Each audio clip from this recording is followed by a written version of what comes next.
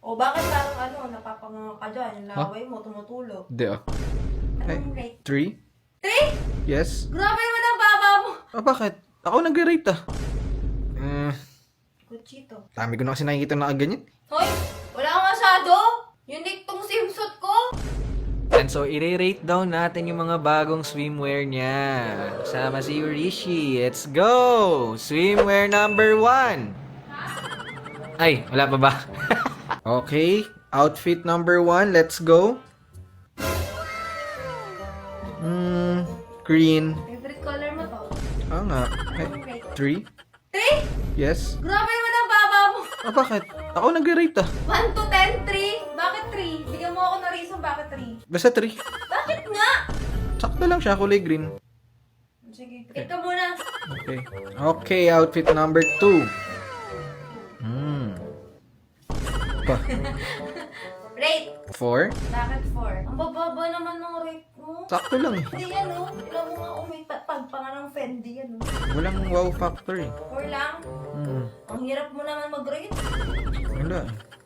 Sobrang sexy naman na. Lame, kaayo. Ay. Okay, pangatlong outfit. Let's check. Rate.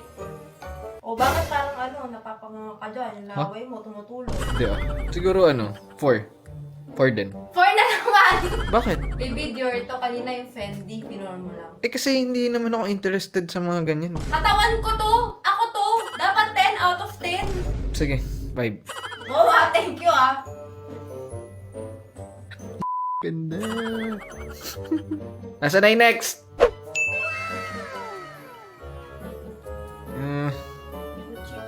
Medyo, dami ko na kasi nakikita na ganyan. Hoy! Wala ka masyado! Unique tong swimsuit ko! Ayan o, Gucci yan o. Sige na, dahil girlfriend kita 6. Wow! Thank you ah! 6 lang to!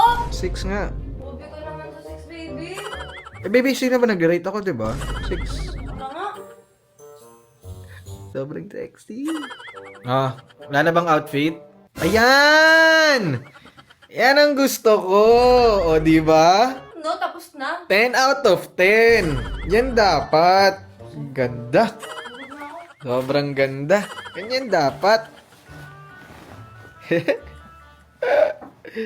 Good night.